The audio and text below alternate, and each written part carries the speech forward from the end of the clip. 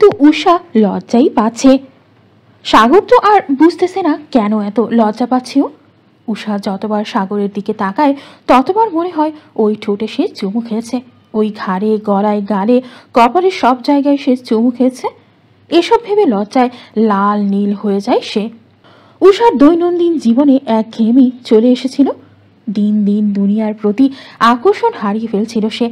রোজ রোজ একই কাজ, একই রুটিন, জীবনের আনন্দ হারিয়ে যাচ্ছিল। সাদাফের সাথে রাতে বাইক রাইডে বেরোলেই একটু শান্তি পাওয়া যেত। আর সাগর দেশে আসার পর থেকে তো একই কাহিনী, তোকে ডিভোর্স দিব, হ্যান করব, ত্যান করব।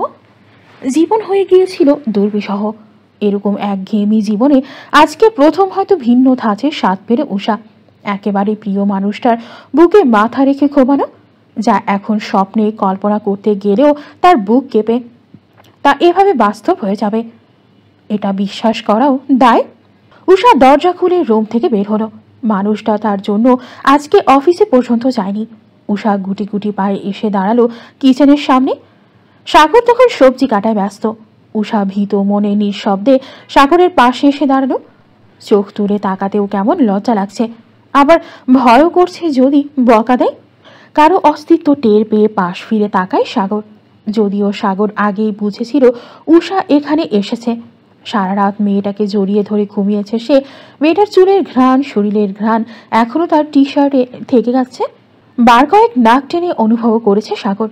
উষা ভেবেছিল সাগর তাকে বকা দেবে, কিন্তু সাগরের কোনো প্রতিক্রিয়া না দেখে আর একটু কাছে এসে দাঁড়ায়। তারপর উৎফুল্ল চিত্তে জিজ্ঞেস করে, কি রান্না করছেন সাগর ভাই? নারী কণ্ঠের মিহি স্বর কনক ঘুরে পৌঁছাতেই চোখ তুলে তাকায় সাগর। অত্যন্ত শীতল তার দৃষ্টি। খুব শান্ত ভঙ্গিতে কিছুক্ষণ তাকিয়ে থাকে। সাগরের মনে হচ্ছে কোনো সুখী দম্পতি একসাথে দাঁড়িয়ে রান্না করছে যেন। উষার মলিন মুখের দিকে তাকিয়ে থাকতে তার কষ্ট হচ্ছে।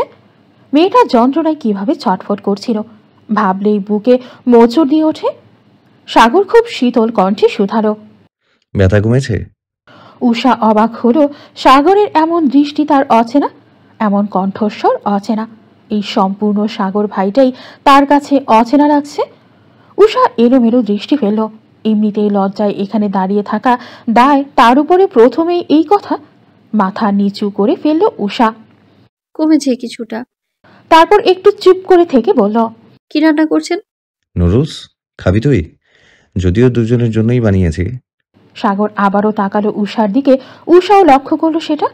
সাগরকে এক দৃষ্টিতে তাকিয়ে থাকতে দেখে মুখে হাত বুলিয়ে দেখলো কিছু লেগে আছে কিনা, কিন্তু না, মুখেও কিছু নেই। উষার এমন কাণ্ডে সাগর ঠোঁট কামড়ে মুচকি হাসি দিল। এতে করে উষা আরও ভরকে গেল। এভাবে থাকতে না পেরে জিজ্ঞাসা করলো, আমার মুখে কি কিছু লেগে আছে সাগর ভাই? সাগর শুনল না উষার কথা।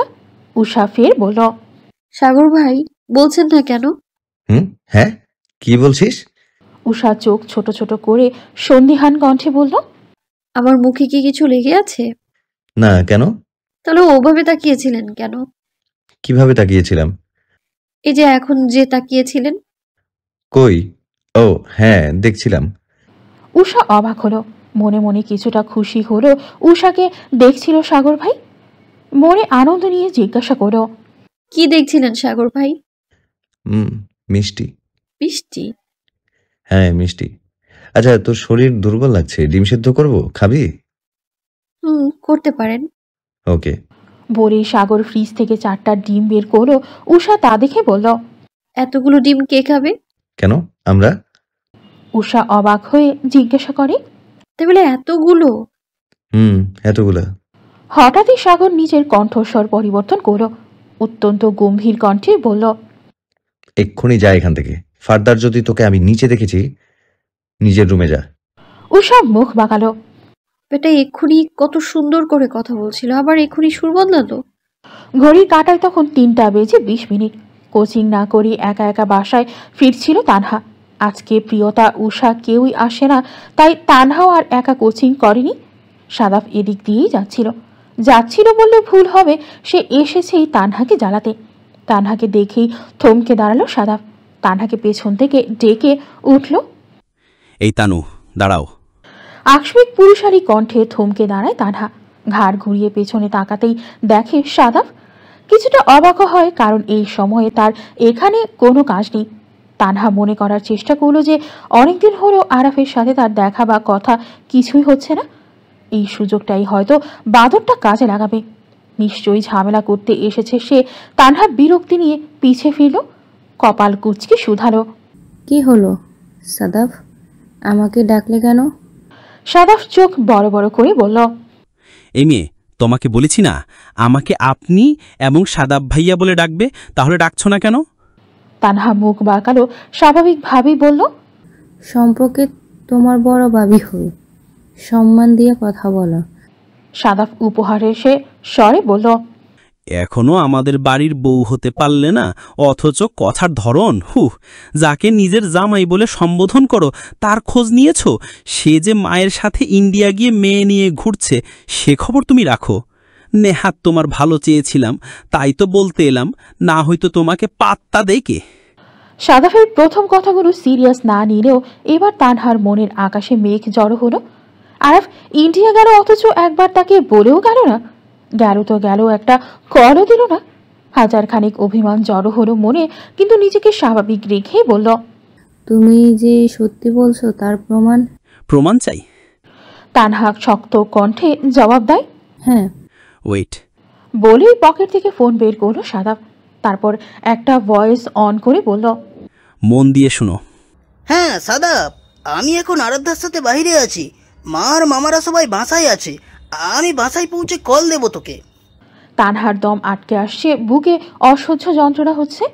এই মানুষটাকে হারানোর ভয়ে সারাটাক্ষণ ভয়ে ভয়ে থাকে সে। ছোট্ট থেকে আরাফকে ভালোবাসে, একটা সময় নিজেই আরাফকে নিজের ভালোবাসার কথা জানে। আরাফের নিজেরও তাকে পছন্দ, কিন্তু আরাফ জানায় সে হারাম সম্পর্কে জড়াবে না। তানহা ইন্টার পাস করার পর আগত করিয়ে রাখবে, আর আর আরাফ কিছু একটা করা শুরু করলে বউ তুলে আনবে, এমনটাই কথা হয় দুই পরিবারে। তানহা মধ্যবিত্ত পরিবারের মেয়ে, তাই তানহার বাবাও বিয়ের প্রস্তাবে রাজি হয়ে যায়। ভুইয়া বাড়ির প্রত্যেকটা ছেলে যথেষ্ট আদব কায়দায় বড় হয়েছে। এই পরিবারে নিজের মেয়ে যে সুখে থাকবে তা তিনি খুব ভালো করেই জানেন। তাই মাঝে মাঝে ফোনে একটু কথা বলা বা দূর থেকে এক পলক দেখা, এতেই দুই জোড়া পিপাসিত মন এবং চোখ শীতল হয়।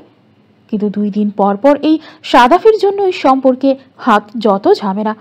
সেদিন আরাফ কি এমনি এমনি সাদাফের ছোট্টবেলার কাহিনী বলেছিল আরিশার কাছে? ওই যে ভুজুং ভাজুং বুঝিয়ে তানহাকে কষ্ট দিয়েছিল, সেটার শাস্তি তো দিয়েছিল আরাফ। কিন্তু সাদাফ কি ছেড়ে দেওয়ার পাত্র? সেও ছাড়বে না, তাই তো সুযোগের সৎ ব্যবহারটা করল সে। তানহা কোনো কিছু না বলে এগিয়ে যায় সামনের দিকে। চোখ ঝাপসা হয়ে এসেছে তার। সাদাফ পিছু ডাকে, তানহা শুনো। কিন্তু তানহা শুনল না, পেছনে ফিরে তাকালোও না। প্রথমত ইন্ডিয়া গেল, একবারও তাকে কেউ কিচ্ছু জানায়নি, উষাও কিছু বলেনি। মনে পাহাড় সম অভিমান নিয়ে হাঁটা ধরল বাড়ির উদ্দেশ্যে। সাগর উষার জন্য অপেক্ষা করছে অনেকক্ষণ। সেই যে মেয়েটা বলল, সাগর ভাই 5 মিনিট দাঁড়ান, আমি আসছি। এই 5 মিনিট আর হলো না, 15 মিনিট যাবৎ অপেক্ষা করছে সে এখানে। উষার টিকিটারও দেখা পাওয়া যাচ্ছে না। রাগে গজগজ করতে করতে আবারও উপরে ওঠার জন্য প্রস্তুত হলো সে। ঠিক তখনই নূর পিঙ্ক কালারের একটা বোরখা আর খয়েরি কালারের একটা হিজাব পরে উপস্থিত হলো উষা। সাগর রাগী দৃষ্টিতে তাকালো উষার পানে। ফর্সা মুখটাতে খয়েরি রংটা একদম নজর কাড়া। দূর থেকে দেখেও মনে হচ্ছে একটি ফুটন্ত গোলাপ চাঁদকে বেষ্টন করে আছে। সাগরের মনে হলো উষার নাকে যদি একটা ডায়মন্ডের নাকফুল দেওয়া যায়, একদম চাঁদের মতোই জ্বলজ্বল করবে উষার পুরো আদরে। উষার কাছে এসে দাঁড়াতেই নিজের স্তম্ভিত ফিরে পায় সাগর। দৃষ্টি তার কখন থেকেই শীতল, তবুও গম্ভীর গলায় বলল, এতক্ষণ লাগে আসতে? কখন থেকে ওয়েট করছি, তুই যেতে যেতে ডক্টরই চলে আসবে। উষা কোনো মতে বলল, বলেছিলাম তো কালকে যাই, হাঁটতে কষ্ট হয় তো। সাগর শীতল দৃষ্টিতে তাকালো উষার দিকে। সে অনুভব করছে উষার স্নিগ্ধ মুখখানা দেখলে আলাদা এক শান্তি অনুভব করে সে। সাগর ঢোক এলো, চুপচাপ সামনের সিটের দরজা খুলে দিল। উষাও সেখানে ধপ করে বসে পড়ল। কোমরটা তার ছিঁড়ে যাচ্ছে। সাগর বুক চিরে আসা দীর্ঘশ্বাসটা গোপন রাখলো। মনে হতে লাগলো কিছুক্ষণ আগে ঘটে যাওয়া ঘটনা। সাগর যখন রেডি হয়ে নিচে নামছিল, তখন সিজান ভুইয়া তাকে জিজ্ঞাসা করেন, এই অসময়ে রেডি হয়ে কোথায় যাচ্ছ? সাগর রাশভারী কণ্ঠে বলে, ডক্টর দেখাতে। সিজান ভুঁইয়া কপালে ভাঁজ ফেলে বলেন। তোমার আবার কি হলো? সাগর দীর্ঘশ্বাস ফেললেও তার বাবা যে কি চাচ্ছে তা সে খুব ভালো করেই জানে। তোমাদের মেয়েকে নিয়ে ডক্টরের কাছে যাব? কাকে নিয়ে যাবে? তোমাদের মেয়েকে। আমাদের মেয়ে? মেয়ে তো বিয়ের পরে তার স্বামীর পরিচয় আছে, বাবার পরিচয় না। সাগরের রাগে মাথাটা ফেটে যাচ্ছে, তবুও সে অত্যন্ত শান্ত ভঙ্গিতে বলে, আমার বউকে নিয়ে ডক্টরের কাছে যাচ্ছি। সিজান ভুঁইয়া বাঁকা হাসি দিলেন এবং বাঁকা চোখে তাকালো অদূরে দাঁড়ানো রাফিদের দিকে। আমাদের মেয়ে, কিন্তু আদরের। তার কিছু হলে কিন্তু তোমাকে ছাড়বো না, বলে দিলাম। প্রত্যুত্তরে কিছু বলেনি সাগর। নিজের ভাবনা থেকে বের হয়ে আসলো সে, হেলে দুলে গিয়ে বসলো ড্রাইভিং সিটে। উষা মাথা পেছনে এলিয়ে দিয়ে শুয়ে আছে। সাগর কিছু বলল না, নিঃশব্দে গাড়ি চালানো শুরু করলো সে। গাইনোকোলজিস্ট ডক্টর সুমি আক্তারের চেম্বারে বসে আছে সাগর আর উষা। ঢাকা শহরে উনি খুব সুনাম অর্জন করা একজন ডক্টর। এর আগে উষা ওনাকে দেখাতে চেয়েছিল, কিন্তু সিরিয়াল পায়নি। এবার গালিবের আম্মুই ব্যবস্থা করে দিয়েছে সব। ডক্টর সুমি আক্তার সম্পর্কে ওনার বোন হন। গালিবের আম্মু আর্জেন্ট ব্যবস্থা করে দিয়েছে সবকিছু। সেই সাথে সাগর আর উষার বৈবাহিক সম্পর্কের কথাও বলেছেন। ডক্টর সুমি আক্তার সব রিপোর্ট চেক করে বলেন, দেখো, বর্তমানে ফিসিএ খুব কমন একটা রোগ। প্রায় সব মেয়েরা এই রোগে ভুক্তভোগী। আনহেলদি লাইফস্টাইলের কারণে এই রোগ ধীরে ধীরে শরীরে বাসা বাঁধে। হরমোনের ইনফ্লুয়েন্স হয়। তবে উষা, তোমার হরমোনের রিয়েক্স ঠিক আছে। ফিসিএস এর একেবারে ভালো হয়ে গেছে সেটা বলবো না, কিন্তু সুস্থই আছো। ফার্স্টেড 100 নারীর মতো 5 নারী আছে যাদের পিরিয়ডে ব্যথা হয় অস্বাভাবিক, যে কারণে নারীরা বন্ধ্যত্বের অস্বীকারও হয়। এই ব্যথার ক্ষেত্রে পেইন কিলার অ্যাভয়েড করা ভালো। তোমার গত বছরে কয়বার এমন ব্যথা হয়েছে? উষা কাচুমাচু করতে লাগলো। সাগরের সামনে তার এসব বলতে লজ্জা লাগছে, কিন্তু এই বান্দা এত নাছোড় বান্দা, প্রথমবারও তাকে কেবিন থেকে বের করা যায়নি। বাহিরে যাওয়ার কথা বললেই উষাকে চোখ রাঙিয়েছে। সাগরের কথা যা বলার ওর সামনেই বলতে হবে। উষাকে চুপ থাকতে দেখে ক্রোধান্বিত স্বরে বলল, হোয়াট? উনি কি বলছে কানে যাচ্ছে না? কয়বার ব্যথা করেছে? উষা মাথা নিচু করেই জবাব দিল, 2 বার। ডক্টর সুমি আক্তার ওদের কাণ্ড কারখানা দেখে কখন থেকে মুচকে মুচকে হাসছে, আর কোনো কথা না বাড়িয়ে বলল, তোমরা একটা বেবি নিয়ে নিলে তো পারো। দেখো, অনেকে ধারণা বিয়ের পর বাচ্চা হলে এসব ঠিক হয়ে যায়। যদিও মেডিকেল সায়েন্স বা আমরা কোনো ডক্টর তা সমর্থন করি না, কিন্তু শুনেছি বাস্তবে নাকি এটাই হয়। বেবি নেওয়ার কথা বলায় উষা লজ্জায় মাথা নিচু করে ফেলে। লজ্জায় তার মুখ লাল হয়ে গেছে। সাগর শুকনো গলায় খুব খুব করে কেশে ওঠে। পাশে একবার তাকিয়ে উষার হাঁসফাঁস অবস্থা অবলোকন করে। ডক্টর উষার দিকে তাকিয়ে বলে, লজ্জা পাচ্ছ কেন এত? স্বামীর কাছে যাওনি নাকি এখনো? নতুন বইয়ের মতো লজ্জা পেলে কি করে হবে? তুমি তো নিজে তোমার স্বামীকে বলতে পারো বেবি নেওয়ার কথা। তোমার লাস্ট ইন্টেন্স মেরি ডেট কবে হয়েছিল? মূলত এসব কথা উনি বলেছেন গালিবের আম্মু তথা রুনা হাসানের কথার ভিত্তিতে। রুনা হাসান বারবার বলে দিয়েছেন এমন কিছু বলবে যেন লজ্জা পায় ওরা, আর ওই টোকটাই ব্যবহার করছেন ডক্টর সুমি আক্তার। সাগরের কাশি বৃদ্ধি পেল। এবার উষা লজ্জায় আরও মূর্ছে গেল।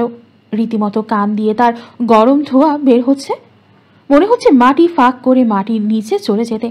সারাদিন যতটুকু সাগরের আশেপাশে এসেছিল এখন সেটাও বন্ধ হবে নিশ্চিত। আর ডাক্তাররাই বা কেমন? সরাসরি কেউ এমন প্রশ্ন করে, পরে আবার সাগরকে কতক্ষণ বকাবকি করে। শয়তান বেটা, লেবাসধারী পুরুষ। বারবার বললাম বাইরে যা, বাইরে যা, গেলি না। এখন এখানে বসে নিজেও লজ্জা পেলি, আমাকেও লজ্জায় ফেললি। আদর্শ স্বামী শাস্তি এসছে। হ্যাঁ, বিয়ে হয়েছে পরে একদিন আদর করে জড়িয়ে ধরলো না, আর এখন ঢং করতে আসছে। উষার এমন অবস্থা লক্ষ্য করে সাগর বলল, আচ্ছা মিসেস, লজ্জা পাচ্ছে ডক্টর, আপনি একটু দ্রুত করুন, ওর বসে থাকতেও কষ্ট হচ্ছে। উষা আর চোখে চাইল একবার সাগরের পানে। সঙ্গে সঙ্গে চোখাচোখি হয় সাগরের সাথে। উষা দৃষ্টি নত করে ফেলে। কি সুন্দর করে বললো, আমার মিসেস লজ্জা পাচ্ছে ডক্টর। হসপিটাল থেকে বেরিয়ে একটা কথাও বলেনি উষা। সাগর কয়েকবার কথা বলার চেষ্টা করেছে, কিন্তু উষায় মটকা মেরে পড়েছিল পেছনের সিটে। সাগরকে বলেছে পেটে ব্যথা, বসে থাকতে অসুবিধা হচ্ছে, তাই সাগরও আর কিছু বলল না, বসতে দিল পেছনের সিটে। কিন্তু উষাকে লজ্জা পেতে দেখে মনে মনে পৈশাচিক আনন্দ পেল সে। মাঝ রাস্তায় গাড়ি থামিয়ে চকলেট কিনে দিয়েছে উষাকে, কিন্তু উষা সেটা ধরেও দেখেনি, চোখ মেলেই তাকায়নি। এত লজ্জা সে রাখবে কোথায়? এই ডক্টর যদি না জানতো তারা হাজব্যান্ড ওয়াইফ, তাহলে নিজের ভাই বোনেই পরিচয় দিত উষা। রাতের আধার ঘনিয়ে সোনালি সূর্যের দেখা মিলল ধরণীতে। ভুইয়া বাড়ির গৃহিণীরা সাত সকালে উঠেই কাজে লেগে পড়ে। মারিয়া জামান দেশে না থাকায় লিপি বেগমকে একা হাতে সব সামলাতে হচ্ছে। উষা অসুস্থ না থাকলেও উষাও সাহায্য করত তাকে। আজকে আবার কাজের মেয়ে তানিটাও ছুটি নিয়েছে, পুরো 10 দিনের ছুটি নিয়ে গেছে গ্রামের বাড়িতে। মা অসুস্থ, আবার চাচাতো বোনের বিয়ে, সব মিলিয়ে ছুটি নিয়েছে অনেক দিনের। এতগুলো মানুষের রান্না একা একা করা লিপি বেগমের পক্ষে সম্ভব হচ্ছে না। লিজা যতটুকু পারছে সাহায্য করছে। এমনই সময় সাগর নিচে এলো, কিচেনে ঢুকে মাকে তাড়া দিয়ে বলল, মা, আমার রুমে জলদি 1 কাপ দুধ চা পাঠিয়ে দাও তো, চা খাওয়া হয়নি অনেকদিন। আচ্ছা তুই যা, আমি পাঠিয়ে দিচ্ছি। কিন্তু সাগর গেল না, দাঁড়িয়ে রইল। কিছু একটা বলতে চাই সে, কিছু বলতে পারছে না। সাগরের ইতস্তত ভাব দেখে লিপি বেগম জিজ্ঞাসু দৃষ্টিতে তাকালেন ছেলের দিকে, 2 ভ্রু নাড়িয়ে চোখে ইশারা করলেন আরও কিছু। সাগর ঠোঁট প্রসারিত করে জোরপূর্বক হাসি দিয়ে মাথা নাড়িয়ে বোঝালো না, কিছু না। তারপর কিচেন থেকে বের হওয়ার জন্যই পা বাড়াতেই আবারও দাঁড়িয়ে পড়ল, ইতস্তত করেই বলল, আচ্ছা মা শুনো। লিপি বেগম চোখ তুলে তাকালেন ছেলের দিকে, তারপর খুব স্বাভাবিকভাবেই বললেন, কিছু বলতে চাস না বাবু? কি? উষার অবস্থা এখন কেমন? গিয়েছিল ওর কাছে? লিপি বেগম কিঞ্চিত হাসলেন ছেলের কাণ্ডে, এরপর বললেন, গিয়েছিলাম, ঔষধ খাওয়ার পরে ব্যথাটা নেই, এখন বোধহয় রেডি হচ্ছে, কলেজে যাবে। দেশের পরিস্থিতি ভালো না, তাই নাকি পরীক্ষা আরও আগানোর সম্ভাবনা আছে। আর এখন প্রতিটা ক্লাসই তো অনেক গুরুত্বপূর্ণ, তাই ক্লাস মিস দেওয়া সম্ভব না। সাগর বিজ্ঞের ন্যায় মাথা দোলালো, তারপর গুরু গম্ভীর কণ্ঠে বলল, তুমি বলে দিও আমি অফিস যাওয়ার পথে ড্রপ করে দিব ওকে। লিপি বেগম খুশি হলেন, হাসি হাসি মুখ করে বললেন, ঠিক আছে বলবো, তুই ওপরে যা। সাগর মাথা দুলিয়ে সায় দিল, তারপর খুব দ্রুতই প্রস্থান করল কিচেন থেকে। সাগর চলে যেতেই লিপি বেগম লিজা বেগমকে বলল, দেখলে লিজা, আমার ছেলেটা হয়তো সুবুদ্ধি উদয় হচ্ছে, আল্লাহ আমার ছেলেকে সঠিক রাস্তায় দেখাক। সঙ্গে সঙ্গে লিজা বেগম বলে উঠলেন, আমিন সুম্মা আমিন খালাম্মা। সকালে নাস্তা করতে বসে নাহিদ ভুইয়া বললেন, ভাবি, কি বদ অভ্যাস হচ্ছে দিন দিন মেয়েটার। একটা দিনও পরিবারের সাথে একসাথে খেতে বসে না সে। ডাক দিন ওকে। কিছু না বলতে বলতে মেয়েটা মাথায় উঠে গেছে। আহা চাচ্চু, তোমাদের সাথে খাবার টেবিলে বসলে কি আর আলাপ আলোচনা করা যায়, মজা করা যায়? তোমরা মুখের ভাব এমন করে বসে থাকো, মনে হয় আমরা যারা তোমাদের সাথে খেতে বসেছি আমরা মানুষ নই, সবকটা গরু ছাগল। আর বড় আব্বুর ফেসের এক্সপ্রেশন দেখলে মনে হয় আমরা বুঝি বড় আব্বুর গলায় ছুরি ধরে বলছি, এই বেটা, সাথে যা আছে তাড়াতাড়ি বের করো, আজও প্রাণী। নাবিল ভুইয়া তেতে উঠলেন ছেলের কথায়, মাথায় শক্ত এক চাটি বসিয়ে দিয়ে বললেন, তুই গরু ছাগল হওয়ারও যোগ্যতা না। গরু আর ছাগল হতে গেলে যেই যোগ্যতা লাগে সেটাও তোর মধ্যে নেই হাদারাম। আর বড়দের সাথে এসব কেমন ব্যবহার? সরি বলো বড় আম্মু আর চাচ্চুকে। সিজান ভুইয়া ভাই আর ভাতিজার কথায় শব্দ করে হেসে উঠলেন। সাদাফ বুঝলো বড় আব্বু এনজয় করছে খুব, তাই সাহস করেই বলল, আমি তো চাচ্চুকে কিছু বলিনি। চাচ্চু কি তোমার মতো হিটলার নাকি? বড় আব্বু দেখো এনজয় করছে খুব। এত কিছুর মধ্যে সাগর নিঃশব্দে শুধু খেয়ে যাচ্ছে। লিপি বেগম চলে গেলেন উষাকে ডেকে আনতে। সিজান ভুইয়া নাবিল ভুইয়ার উদ্দেশ্যে বললেন, তা নাবিল, সাদাফকে যেভাবে বলেছিস মনে হচ্ছে তুই গরু ছাগলের উপর পিএইচডি করেছিস। তুই খুব জানিস গরু ছাগলের যোগ্যতা সম্পর্কে, আমাদেরকেও বল, আমরাও শুনি। বলেই পাশে ভাতিজার উদ্দেশ্যে চোখ টিপ মারেন সিজান ভুইয়া। ছেলে মেয়েদের সামনে বড় ভাইয়ের এমন কথায় থতমত খেয়ে গেলেন নাবিল ভুইয়া। আমতা আমতা করে বললেন, ভাইজান তুমিও কি যে বলো এসব। নাহিদ ভুইয়া বলেন, সে তো ভাইজান, ওদের বয়সে তুমিও তো কম ছিলে না। নিজে সব আকাম করে দোষ দিতে আমার ওপরে, হ্যাঁ মনে নেই? নাবিল ভুঁইয়া গলা ঝাড়ি দিলেন।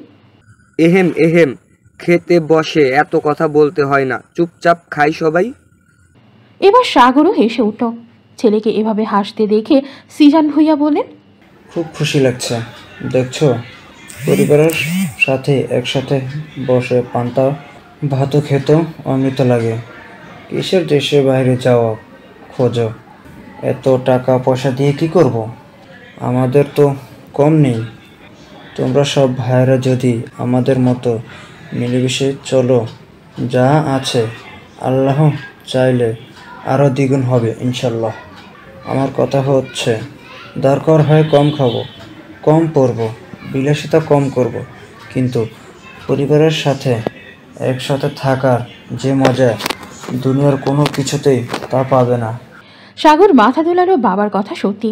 পরিবারের সাথে একসাথে বসে ভর্তা ভাত খাওয়াও মজা। সাগরের ভাবনার মাঝেই সিজান ভুঁইয়া বললেন, কোথাও যাচ্ছ নাকি? আজকে তো তুমি অফিসে যাবে না বলেছিলে। সাগর খেতে খেতেই উত্তর করল, হ্যাঁ, অফিসে যাব না, গালিবের সাথে যাব এক জায়গায়। তারপর একটু থেমে বলে, যাওয়ার পথে উষাকে ও কলেজে দিয়ে যাব। সিজান ভুঁইয়া আর চোখে নাহিদ ভুঁইয়ার দিকে তাকালেন। দেখলেন নাহিদ ভুঁইয়াও তার দিকে তাকিয়ে আছে। চোখ ঘুরিয়ে কিছু একটা বোঝালেন, পরে আবার তাকালেন নাবিল ভুঁইয়ার দিকে। সিজান ভুঁইয়া গলা খাকারি জগলা ঝেড়ে কাশি দিলেন, তারপর গম্ভীরভাবেই বললেন, তা যাচ্ছ যখন ওর স্যার ম্যামদের সাথে কথা বলে এসো কেমন? অনেক দিন আমাদের কারোরই যাওয়া হচ্ছে না, খোঁজ খবরও নিতে পারছি না। এক্সাম দিল, খোঁজ নিও কেমন হয়েছে। আচ্ছা, নিব। নাবিল ভুঁইয়া বললেন, দায়িত্ব যখন নিয়েছো সব ঠিক দিয়েই নিব, দায়িত্ব কোনো হেলাফেলা নয়। লিপি বেগমকে একা আসতে দেখে নাহিদ ভুঁইয়া ক্রোধের সাথেই বললেন, মেয়েটা আসলো না, অনেক বেড়ে গেছে, একটা কথা বলে শোনাতে পারি না। সবাই ওকে আল্লাহ দিয়ে দিয়ে মাথায় তুলেছে। এই বড় ভাইজান ওকে বলে দেবেন, এখন থেকে প্রত্যেক বেলায় যেন ওকে খাওয়ার টেবিলে দেখি আমি। সাগর তীক্ষ্ণ দৃষ্টিতে তাকিয়ে দেখল ছোট চাচুর অভিব্যক্তি। নেহাত চাচুর প্রতি তার আলাদা দুর্বলতা আছে নয়তো। সাগর চেয়ার ছেড়ে দাঁড়ালো, রাশভারী কণ্ঠে মায়ের উদ্দেশ্যে বলল, আমি নিচে যাচ্ছি মা, উষাকে পাঠিয়ে দিও। লিপি বেগম মাথা দোলালেন। যদিও সাগর জানে উষা এত সহজে যেতে রাজি হবে না, অপেক্ষা করতে হবে অনেকক্ষণ। এই পর্যন্ত তানহাকে 25টা কল দিয়েছে আরাফ, কিন্তু মেয়েটা কল রিসিভ করেনি। হোয়াটসঅ্যাপ মেসেঞ্জার সব জায়গাতেই কল মেসেজ দিয়েছে, অনলাইন দেখাচ্ছে কিন্তু রিপ্লাই করছে না। আরাফ বুঝলো তার ইন্ডিয়া আসার খবর তানহা কোনোভাবে জেনেছে, তাই রাগ করে আছে। কিন্তু আরাফ কি করবে? সে তো জানতই না কবে তার ফ্লাইট ছিল। ছোট মামা একদম হঠাৎ করেই বাসায় এসে উপস্থিত হয়, আর এখানে আসার পর থেকে এত ব্যস্ততা যে একটা কল দিয়ে জানাবে সেই সুযোগটাও পায়নি। তপ্ত নিঃশ্বাস ফেলল আরাফ। কল দিয়ে উষাকে প্রথমবার রিং হতেই কল রিসিভ করে উষা সালাম বিনিময় করে দুজনেই। কবে আসবে ভাইজান? কতদিন ধরে দেখি না তোমায়। এই তো 2-1 দিনের মধ্যেই ব্যাক করব। বাড়ির সবাই কেমন আছে? আলহামদুলিল্লাহ ভালো আছে। চাচি আম্মা কোথায়? আম্মু মেবি আরাধ্যাদের বাসায় গেছে। আরো দিদি ভাই ভালো আছে? ছোটন মামার বিয়েতে ওদেরকে আসতে বলবে না? আসবে, ওনাদেরকে দাওয়াত দেওয়া হয়েছে, এখন আসে নাকি এইটাই দেখার বিষয়। যাক, ভালোই হয়েছে, দেখা হবে অন্তত। তা ভাইজান, তোমার তানহার সাথে কথা হয়? তুমি চলে যাওয়ার পর আমার তো ওর সাথে দেখাই হলো 2 বার, আমি ওকে বলার সুযোগ পাইনি। তুমি জানিয়েছো ওকে? আরাফ অবাক হলো। সে ভেবেছিল উষা হয়তো তার ইন্ডিয়া আসার কথা তানহাকে জানিয়েছে, এই কারণে অভিমানে কল তুলছে না। এখন তো দেখি কাহিনী অন্য। আরাফ চিন্তিত ভঙ্গিতে বলল, না তো, আমার তো ওর সাথে কথা হয়নি, এত ব্যস্ততায় আমি কল দিতে পারিনি। এখন না হলেও 30টা কল দিয়েছি, সে কল তুলছে না। উষাও অবাক হলো, কল তুলছে না কেন? সে কি, তুমি জানোনি ওকে? জানোই তো মেয়েটা অনেক অভিমানী, তোমার মাথায় রাখা উচিত ছিল। আরাফ নিজেও এখন রিগ্রেট করছে, কেন জানেনি সে। আচ্ছা ভাইয়া, সাদাফ কিছু করেনি তো? ওকে আবার আগের মতো কিছু করলো কি না? আরাফ চোয়াল শক্ত করলো, দাঁতের দাঁত চেপে বলল, এবার যদি ও এমন কিছু করে, আই সিওর উষা, আমি ওকে মেরেই ফেলবো বলে দিলাম। তার আগে বলো, তুমি কি সাদাফকে কিছু বলেছো বা করেছো যেটা সে তানহাকে দেখাবে? আরাফ ভাবনায় পড়লো, অনেকক্ষণ চুপ থেকে বলল, না তো, আমি তো কিছুই বলিনি। ভালো করে ভেবে দেখো। আরাফ খুব সময় নিয়ে ভাবলো, তারপর নাক মুখ ফুলিয়ে গম্ভীর স্বরে বলল, হ্যাঁ, আমি আরাধ্যাকে নিয়ে বাইরে বের হয়েছিলাম এই দুপাট্টা কিনতে। তখন সাদাব বারবার কল দিচ্ছিল। পরে আমি আরাধ্যার সাথে আছি বলে একটা ভয়েস দিই। উসি, সাদাব যদি এটা দেখে উল্টাপাল্টা কিছু বোঝায়, আমি আমি না আমি ওকে সত্যিই মেরে ফেলবো। আচ্ছা আচ্ছা, তুমি শান্ত হও, আমি দেখছি, আমি ওকে বুঝিয়ে বলবো। আচ্ছা, তুই একটু বুঝা। হ্যাঁ, তোর বান্ধবীটা এমন কেন বলতো? আমার উপরে বিশ্বাস নেই নাকি ওর? তুই কলেজে যাবি না? কয়টা বাজে দেখছিস? যাবো। আচ্ছা তাহলে রাখছি, কেমন? হুম, আল্লাহ হাফেজ। আল্লাহ হাফেজ। আল্লাহ হাফেজ। সাগর নিচে ওয়েট করছে। 20 মিনিট ওভার হয়েছে। টাইম অনুযায়ী এখন উষার ক্লাস শুরু হতে সময় বাকি আছে 20 মিনিট। সাগরও বসে আছে, সে দেখবে মেয়েটা কতক্ষণ তাকে ইগনোর করতে পারে। সাগর যা বলেছে তা হাজব্যান্ড ওয়াইফের জন্য নর্মাল। হয়তো তাদের মধ্যে সেই সম্পর্ক তৈরি হয়নি, তাই বলে এত লজ্জা পাওয়ার কি আছে? হাজব, উষা ইচ্ছে করেই লেট করেছে। সে ভাবছে এতক্ষণে হয়তো সাগর চলে গেছে। সে কখন বড় আম্মু ডেকে গেছে, সেও বলেছে আসছি, তুমি যাও। নিশ্চয়ই বড় আম্মু কিচেনে, তাই তো আর খোঁজ করতে আসেনি। উষা এবার গুটি গুটি পায়ে দোতলায় এলো। ডাইনিং ড্রয়িং খালি দেখে বুঝে নিল বাসায় আপাতত বড় আম্মু, লিজা, খালা আর সে ছাড়া কেউ নেই। উষা নিচে নেমে এলো। ঝটপট গ্যারেজ এরিয়া পেরিয়ে বাইরে যেতে চাইল, কিন্তু তার আগে উষার ডান হাতে টান পড়ল। আকস্মিক এভাবে হাতে টান পড়ায় ভয়ে উষা চোখ বন্ধ করে নিল। যখন বুঝল উষার পিঠ কোনো শক্তপোক্ত জায়গায় গিয়ে ঠেকেছে, পিট পিট করে চোখ খুলল উষা। মুখের ভাবভঙ্গি স্বাভাবিক রেখে দাঁড়িয়ে আছে সাগর ভাই। শুকনো ঢোক গিল উষা। ঘাড় ডান পাশে ঘুরিয়ে দেখল সাগর তার ঘড়ি পরিহিত বাম হাত উষার মাথার কাছ দিয়ে নিয়ে পিলারে রেখেছে, আর ডান হাত দিয়ে ঘাড়ের পিছে চুলকাচ্ছে। আবার অবাক হয়ে এলো উষা। সাগর ভাইয়ের হঠাৎ এমন করার মানে সে বুঝল না। উষা বুঝতে পারল নিচতলার বড় মোটা সোটা পিলারে ঠেস দিয়ে তাকে দাঁড় করানো হয়েছে। অলিভ গ্রিন কালারের শার্ট, ব্ল্যাক প্যান্ট, হাতা কনুই পর্যন্ত গোটানো, চুলে জেল দিয়ে সেট করা। উষার দৃষ্টি সরাতে কষ্ট হচ্ছে। পুরুষ মানুষ মেয়েদের মতো সাজগোজ করে না, তবুও কেমন হ্যান্ডসাম লাগে, অ্যাট্রাক্টিভ লাগে, একদম ঘোর লাগিয়ে দেয়। উষা দৃষ্টি নত করল। সাগর তীক্ষ্ণ দৃষ্টিতে উষার পা থেকে মাথা পর্যন্ত পর্যবেক্ষণ করল। বরাবরের ন্যায় এবারও উষার ঠোঁটের ওপরে থাকা তিলটার দিকে তাকিয়ে ঘুরে চলে যাচ্ছে। সাগর দুজনের মধ্যে থাকা দূরত্ব কিছুটা গুছিয়ে নিল। হকচকালো উষা। এতদিন না হয় উষা অসুস্থ ছিল, তাই একটু সেবা করেছে, এখন কেন এমন করতে হবে? উষার বাম পাশে থাকা হৃৎপিণ্ডটা দ্রুত গতিতে ছুটতে লাগলো। আশেপাশে এলোমেলো দৃষ্টি ফেলল সে, তারপর কাঁপা কাঁপা গলায় বলল, আমার লেট হচ্ছে। সাগর কপালে ভাঁজ ফেলল, তারপর উষার ঠোঁটের দিকে তাকিয়েই বলল, লেট হচ্ছে তো? এতক্ষণ দেরি করলি কেন? আরো 25 মিনিট আগে আমি নিচে এসেছি, তোর এত সময় লাগলো কেন? কি বলবে উষা? এই প্রশ্নের উত্তর দেওয়ার মতো কিছু নেই তার কাছে। ঢোক গিল উষা, তারপর আমতা আমতা করে বলল, ওই আর কি, একটু একটু। একটু কি? কি বলে আরো একটু সামনে আগালো সাগর। দুজনের শরীর ছুঁই ছুঁই, দুজনের মধ্যে 1 ইঞ্চি জায়গা ফাঁকা আছে হয়তো। উষা ঘাবড়ালো, কপাল বেয়ে ঘাম পড়তে লাগলো, শরীরে কাঁপুনি উঠল যেন। কিছু একটা ভেবে বলল, আরাফ? হ্যাঁ, আরাফ ভাইয়া কল করেছিল, কথা বলছিলাম। সাগর ভ্রু কুচকে সন্দেহান দৃষ্টিতে তাকাতেই উষা বলল, আপনি চাইলে আমি ফোন বের করে দেখাচ্ছি। তারপরে ব্যাগ থেকে ফোন বের করতে উদ্যত হলো সে, কিন্তু মাঝপথে সাগরের গুরু গম্ভীর কণ্ঠস্বর শুনেই থেমে গেল। লাগবে না, থাক। এছাড়া আর কোনো কারণ নেই তো দেরি করে নামার? কারণ না থাকলে এভাবে ঘামছিস কেন? উষা হাতের উল্টো পিঠ দিয়ে গলার ঘাম মুছতে মুছতে বলল, কই ঘামছি? এই যে আমি স্পষ্ট দেখতে পাচ্ছি। আপনি ভুল দেখছেন। তাই? তাহলে লজ্জা পাচ্ছিস কেন? গাল কান এসব লাল হয়ে গেছে কেন তোর? কই আগে তো এভাবে লজ্জা পেতি না আমার সামনে? তারপর উষার দিকে আরো একটু ঝুঁকে কানের কাছে মুখ নিয়ে ফিস ফিস করে বলল, কাল ডক্টরের কথা শোনার পর থেকে লজ্জা পাচ্ছিস? কই এত লজ্জা তো সেদিনও পাসনি। বলে মাথা সামনে নিয়ে এলো সাগর। দৃষ্টি স্থির করল উষার মুখপানে। সাগরের কথায় তড়িৎ বেগে মাথা তুলল উষা। একদম সাগরের চোখে চোখ রেখে বলল, কোন দিন লজ্জা পাইনি? সাগর বাঁকা হাসল। সাগরের হাসি দেখে উষা মাথা নামিয়ে নিল। ব্যাটা যে তাকে জ্বালাতে এমন করছে তা আগেই বোঝা উচিত ছিল তার। সাগর ঘোর লাগা দৃষ্টিতে তাকিয়ে থেকেই জবাব দিল, তাহলে স্বীকার করলি লজ্জা পাচ্ছিস তুই?